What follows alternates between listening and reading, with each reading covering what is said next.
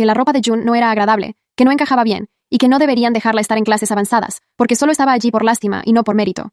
Decía estas cosas en el pasillo, donde otros estudiantes lograban escucharlas, y en chats de grupo, donde otros estudiantes podían tomar capturas de pantalla, y en la mesa del almuerzo, donde June se sentaba solita a comer un sándwich que su madre le había preparado esa mañana. La madre de June llamó a la escuela muy afectada un jueves por la tarde. Dijo que su hija no quería volver a la escuela, que se encerraba en su habitación por las noches, y que cuando le preguntaba qué pasaba, solo decía que nada, pero el tipo de nada que lo significaba todo. La madre de June había tardado 2 semanas en llamar porque tenía miedo de parecer exagerada, porque sabía, sin que nadie se lo dijera directamente, que las familias como la de Waverly tenían más peso que las familias como la suya. Eso lo dijo con esas palabras exactas. Cuando el Dr. Whitfield me contó sobre la llamada, me quedé quieto en mi silla y pensé en June. La había tenido en mi clase el año anterior. Era el tipo de estudiante por la que uno se convierte en profesor. Silenciosa al principio, insegura de sus propias ideas, pero cuando encontraba el ángulo correcto de un texto, cuando algo hacía clic, se iluminaba de una manera que no podía fingirse. Una vez escribió un ensayo sobre El Gran Gatsby, que era más inteligente que cualquier cosa que yo hubiera leído de un estudiante de primer año en 14 años de carrera. Le puse una A sin dudar y escribí en el margen. Este análisis me hizo pensar de otra manera. Eso no es fácil de lograr. Ahora estaba comiendo sola. Ahora no quería venir a la escuela. El Dr. Whitfield convocó una reunión de personal al día siguiente. Estaban todos, los 4 profesores que habíamos estado documentando, la consejera escolar, la subdirectora y él. Extendió las carpetas sobre la mesa de conferencias y las contó en voz alta. La mía tenía 43 registros para ese momento. La del profesor de ciencias tenía 19. La del profesor de matemáticas, 11. La del profesor de historia, 15. La consejera escolar aportó capturas de pantalla de chats grupales, testimonios de 3 estudiantes que habían presenciado incidentes en el pasillo y una declaración escrita de la madre de June. 91 incidentes documentados en total. 4 meses de registros. El Dr. Whitfield dijo que iba a elevar el caso a la junta escolar con una recomendación de expulsión. Explicó que el proceso requería una audiencia formal y que los Kemp tendrían derecho a presentar su versión. Nos preguntó si estábamos todos dispuestos a testificar si fuera necesario. Los 4 dijimos que sí al mismo tiempo. Durante la semana siguiente, Waverly no sabía nada de lo que se estaba preparando. Continuó comportándose exactamente igual. Llegando tarde, cuestionando cada autoridad, ignorando cada instrucción. Un martes llegó a mi clase con un café comprado en la cafetería y lo dejó en su escritorio cuando le pedí que no se permitían bebidas durante la lección. Me dijo que su café era más importante que mi clase. Lo documenté. Registro número 44. Luego sucedió algo que no esperaba. Una tarde, una de las estudiantes de mi cuarta hora se quedó después de clase. Se llamaba Priya, era callada y aplicada, y nunca había causado ningún problema. Se acercó a mi escritorio y puso una hoja doblada frente a mí sin decir una palabra. La hoja contenía una descripción detallada de algo que había visto en el chat grupal donde Waverly y varios compañeros se comunicaban fuera del horario escolar. Waverly había estado compartiendo capturas de pantalla de los trabajos de otros estudiantes, incluyendo los de June, añadiendo comentarios humillantes, cosas sobre la ortografía, cosas sobre las ideas, cosas sobre la familia.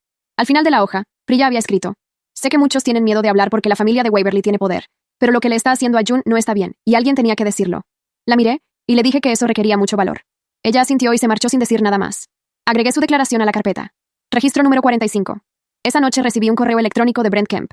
No era informal ni cortés. Era un ultimátum directo. Si no corregía la calificación de Waverly a una A antes del viernes, su abogado enviaría una carta al distrito alegando discriminación académica. Escribió la palabra discriminación en mayúsculas, como si el énfasis visual pudiera darle peso legal. Reenvié el correo al Dr. Whitfield, a la subdirectora y al abogado del distrito, sin responder una sola palabra. El abogado del distrito respondió al día siguiente con un tono sereno y profesional. Dijo que el correo de Brent Kemp sería archivado y que si procedía con alguna acción legal, el distrito estaba en posición de responder con documentación sustancial sobre el historial conductual de su hija. El mensaje era claro: adelante. 2 días después, Brent Kemp llamó al Dr. Whitfield y lo amenazó directamente. Le dijo que si seguía adelante con cualquier medida disciplinaria contra Waverly, se aseguraría de que su contrato no fuera renovado. El Dr. Whitfield grabó la llamada. El abogado del distrito había sido informado de antemano y había dado su consentimiento. Registro número 1 del expediente de Brent Kemp. El viernes de esa semana, Waverly hizo algo que lo cambió todo. Entré a mi aula para el tercer periodo y encontré algo escrito en el pizarrón. No con el marcador borrable de siempre, sino con marcador permanente. El tipo que no desaparece con facilidad. Decía: maestros como usted son un chiste. No había nadie en el aula todavía. Los estudiantes llegarían en 4 minutos. Tomé mi teléfono y fotografié el pizarrón con la hora y la fecha visibles en la pantalla. Luego llamé a la oficina del Dr. Whitfield antes de que entrara un solo alumno. La subdirectora llegó con su propia cámara antes de que sonara el timbre. Fotografiamos todo 2 veces. El marcador permanente estaba en el cajón de mi escritorio. El único lugar donde un estudiante que llegara temprano podría haberlo encontrado. Tenía las huellas digitales de Waverly. El técnico forense del distrito lo confirmó 3 días después. Era el tipo de evidencia que no dejaba espacio para la ambigüedad. El tipo de evidencia que no podía explicarse con donaciones a un campo de fútbol ni con almuerzos con el alcalde. La audiencia ante la junta escolar fue programada para el último jueves de enero. Los Kemp contrataron a un abogado. Nosotros teníamos al abogado del distrito, 91 registros, una grabación telefónica, evidencia forense y 4 profesores dispuestos a testificar bajo juramento. Waverly entró a esa sala de conferencias con la misma expresión de siempre. La de alguien que ya sabe cómo termina todo, porque siempre ha terminado a su favor. Brent Kemp entró detrás de ella con su traje oscuro y las manos en los bolsillos, como si llegara a firmar un contrato. No me miró al entrar. Waverly sí lo hizo, y sonrió. Sonrió de la manera en que sonríe alguien que nunca ha perdido nada en su vida. No era crueldad. Era algo más difícil de combatir. Era convicción absoluta. Waverly Kemp creía, en lo más profundo de su ser, que esa sala de conferencias era otra habitación que su padre ya había comprado antes de entrar. El abogado de los Kemp se llamaba Gerald Foss. Había llegado con un maletín de cuero genuino y un traje que probablemente costaba más que mi coche de 10 años. Se presentó con una sonrisa y repartió tarjetas de presentación como si fuera una reunión de negocios. Luego abrió una carpeta y comenzó a hablar sobre la integridad del proceso, sobre la presunción de inocencia, sobre el daño reputacional que una acusación infundada podía causar a una menor de edad. Escuché cada palabra sin interrumpir. Cuando terminó, el Dr. Whitfield colocó su propia carpeta sobre la mesa. La nuestra era más gruesa. No por accidente. Entregó a cada miembro de la Junta una copia de los registros organizados por fecha, hora, nombre del testigo e incidente. Los miembros de la Junta pasaron las páginas en silencio. Uno de ellos, una mujer de cabello gris que había sido directora durante 20 años antes de unirse a la Junta, levantó la vista y preguntó si estos registros habían sido revisados por el abogado del distrito. El Dr. Whitfield dijo que sí. Dijo que el abogado también tenía en su poder la grabación de la llamada telefónica en la que el señor Kemp había amenazado con no renovar su contrato como consecuencia de las acciones disciplinarias tomadas contra su hija. Brent Kemp se movió en su silla. Fue un movimiento pequeño, casi imperceptible. Pero yo lo vi. Fue la primera vez desde octubre que vi a alguien de esa familia hacer algo que no estaba planeado. Entonces entró el aliado que yo no sabía que tenía. La puerta de la sala se abrió y entró la señora Dalton, la directora del Departamento de Orientación del Distrito. No era parte de la escuela de Waverly. Trabajaba en las oficinas centrales. Llevaba una tablet y una expresión que no dejaba espacio para malentendidos. Se sentó sin que nadie la presentara formalmente y le dijo al presidente de la Junta que quería aportar información relevante al caso. Dijo que en las últimas semanas había revisado el historial académico y disciplinario de Waverly en su escuela anterior, en el otro estado. Había contactado directamente al director de ese centro. Dijo que Waverly había sido retirada voluntariamente de esa escuela 2 semanas antes del final del semestre del año pasado. Que había existido un proceso disciplinario en curso relacionado con acoso a una compañera de clase. Que ese proceso nunca llegó a resolución formal porque la familia había optado por el traslado antes de que la audiencia ocurriera. Silencio. El abogado Foss intentó objetar la relevancia de esa información. La señora Dalton dijo con calma que era perfectamente relevante porque establecía un patrón de conducta y que el distrito tenía plena autoridad para considerarlo en el marco de una audiencia disciplinaria. Brent Kemp susurró algo al oído de su abogado. Waverly miraba la mesa. Era la primera vez que la había visto mirar hacia abajo. Aquella noche, de camino a casa, pasé frente a la escuela y me detuve un momento en el estacionamiento vacío. No sé por qué lo hice. Supongo que necesitaba verla quieta, sin estudiantes, sin ruido, sin la presión constante de los últimos meses. Solo el edificio bajo las luces del exterior, con sus ventanas oscuras y sus pasillos vacíos. Pensé en octubre. En el primer día que Waverly entró a mi aula sin un pase, 15 minutos tarde, y se sentó sin pedir permiso. Pensé en cómo había decidido dejarla pasar porque quería darle una oportunidad de adaptarse. Ese había sido mi primer error, sí. Pero ahora entendía que no era realmente un error. Había sido un acto de buena fe hacia alguien que todavía no había demostrado que no la merecía. Eso no es un error. Eso es lo que uno hace cuando cree que las personas pueden sorprenderte. Waverly me sorprendió. Solo que no de la manera que yo esperaba. Pensé en lo que me dijo en diciembre, sola en mi aula vacía, con la puerta cerrada. Puedo hacer que lo despidan cuando yo quiera. Mañana. Estará vaciando su escritorio para la hora del almuerzo. Lo había dicho con tanta certeza. Y en ese momento, sentado en mi coche frente al edificio oscuro, me di cuenta de algo que no había podido ver mientras estaba en medio de todo. Waverly nunca había aprendido que las palabras tienen consecuencias, porque nadie en su vida se las había dejado tener. Cada vez que amenazaba, alguien cedía. Cada vez que su padre llamaba, algo cambiaba. El mundo entero le había enseñado, año tras año, que el poder era sustituto de la razón. Nadie le había enseñado lo que yo estaba a punto de enseñarle, que hay personas que no ceden, que hay registros que no desaparecen, que hay directores que graban llamadas, que hay exdirectoras de orientación que revisan historiales, que hay estudiantes tranquilas llamadas Prilla, que doblan hojas de papel y las ponen sobre escritorios porque saben que alguien tiene que decirlo. Que hay profesores que llevan 14 años en un aula y que todavía no han vaciado su escritorio. Encendí el coche y me fui a casa. La audiencia continuaría al día siguiente. Y yo ya sabía cómo iba a terminar. La segunda sesión de la audiencia comenzó a las 9 de la mañana con un cambio que noté de inmediato. El abogado Foss había perdido la sonrisa. No completamente. Todavía la usaba cuando se dirigía al presidente de la Junta. Todavía sentía con cortesía cuando alguien más hablaba. Pero había algo diferente en sus ojos. La noche anterior había revisado los registros, había escuchado la grabación, había llamado probablemente al director de la escuela anterior de Waverly para confirmar lo que la señora Dalton había dicho. Y ahora sabía lo que yo sabía desde hace semanas, que su cliente no tenía terreno firme bajo los pies. Los abogados como Foss no abandonan los casos, pero cambian de estrategia. Su nueva estrategia fue atacar el proceso. Argumentó que la documentación había sido recopilada de manera selectiva, que los profesores tenían un sesgo previo contra Waverly, que la grabación de la llamada telefónica de su cliente era inadmisible porque el señor Kemp no había sido informado de que estaba siendo grabado. El abogado del distrito respondió con calma que en este estado, solo una de las partes de una conversación necesita dar consentimiento para grabarla. El señor Kemp había sido una de las partes. El consentimiento estaba dado. Foss lo sabía. Lo había sabido desde el principio. Lo dijo de todas maneras porque cuando no tienes argumentos reales, produces ruido con los que tienes, y esperas que algo resuene. Nada resonó. Luego llegó mi turno de hablar. Me senté frente a la junta con la carpeta delante de mí, aunque no necesitaba abrirla. Conocía cada registro de memoria. Conocía las fechas, las horas, los nombres de los testigos. Había vivido con esa información durante 4 meses y se había depositado en algún lugar de mi mente donde las cosas importantes no se olvidan. El presidente de la junta me preguntó si podía describir el impacto del comportamiento de Waverly en el entorno del aula. Dije que sí. Dije que el impacto más visible no era sobre mí, era sobre los demás estudiantes. Dije que había 28 alumnos en mi cuarta hora y que con el tiempo había notado que varios de ellos habían dejado de participar en las discusiones en clase. No porque no tuvieran ideas, sino porque habían aprendido que expresar una opinión podía convertirlos en el siguiente blanco. Dije que eso era lo que el miedo hace en un aula. No silencia solo a la persona amenazada, silencia a todos los que observan y aprenden que hablar tiene un costo.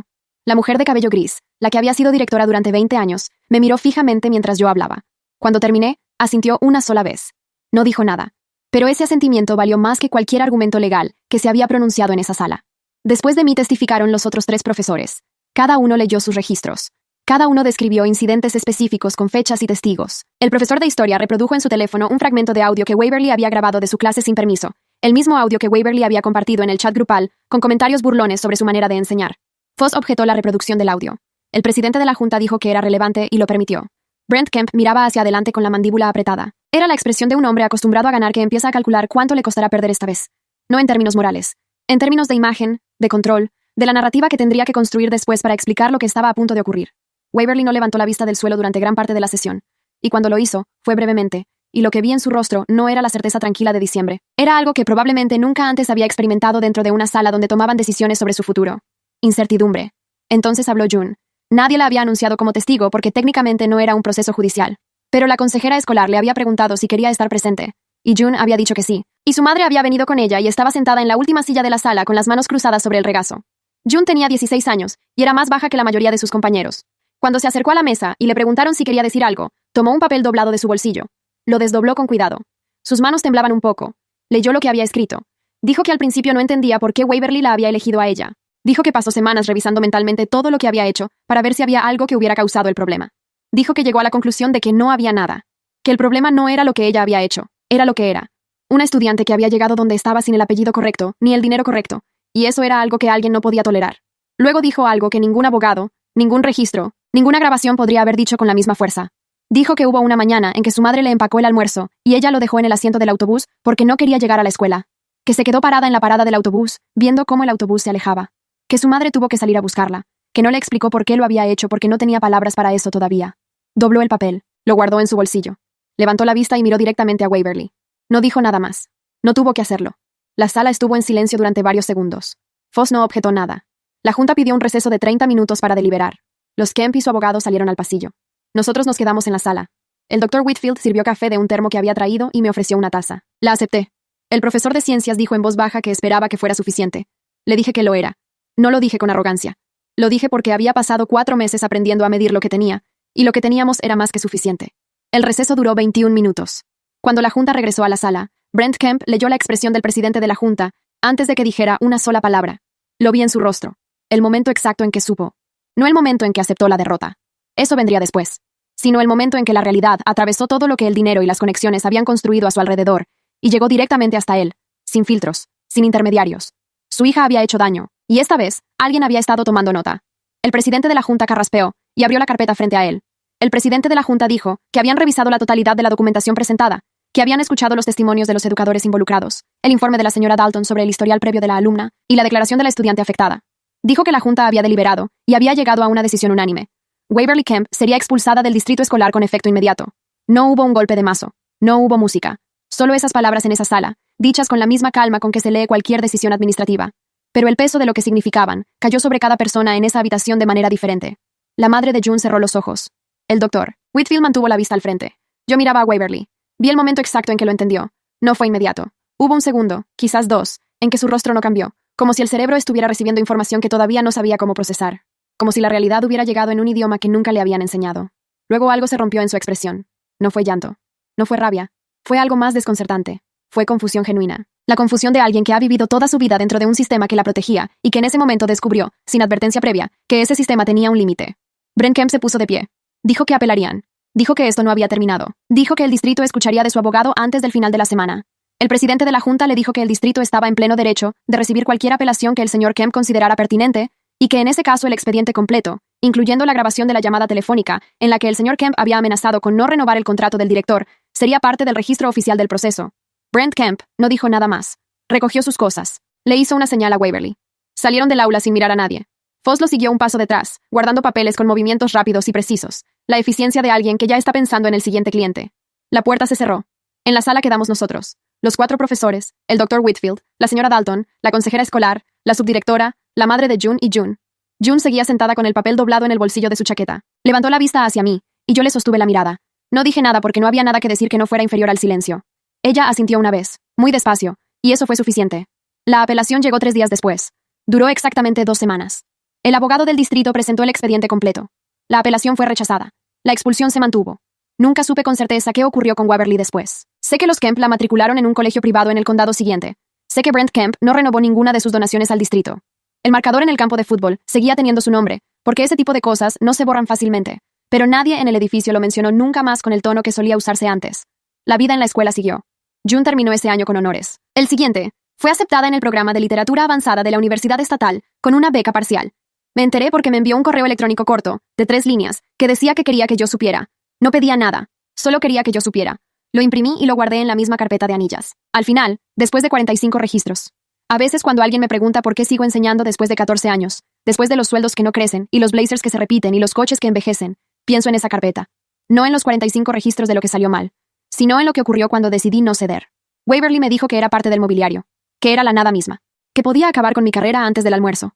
Tenía razón en una cosa. Yo era un profesor que ganaba $60,000 al año y conducía un coche de 10 años. Todo eso era cierto, pero también era el hombre que había pasado 14 años aprendiendo que la diferencia entre una aula que funciona y una que no es el dinero del distrito, ni el apellido de las familias ni las donaciones de nadie. Es si hay alguien al frente que todavía cree que las reglas aplican para todos, y que está dispuesto a demostrarlo aunque sea incómodo, aunque cueste, aunque la persona que tienes enfrente esté absolutamente convencida de que tú no tienes ningún poder. El poder que tenía era una carpeta, 4 colegas, un director honesto y 4 meses de paciencia. Resultó ser suficiente. Waverly Kemp entró a mi aula creyendo que el mundo era un lugar donde el dinero correcto te hacía inmune a las consecuencias. No salió de mi distrito con esa misma creencia. Y si esa es la única lección que aprendió en su paso por mi clase, entonces hice mi trabajo. No es la lección que estaba en el programa, pero fue la más importante que pude enseñarle. Y todavía no he vaciado mi escritorio.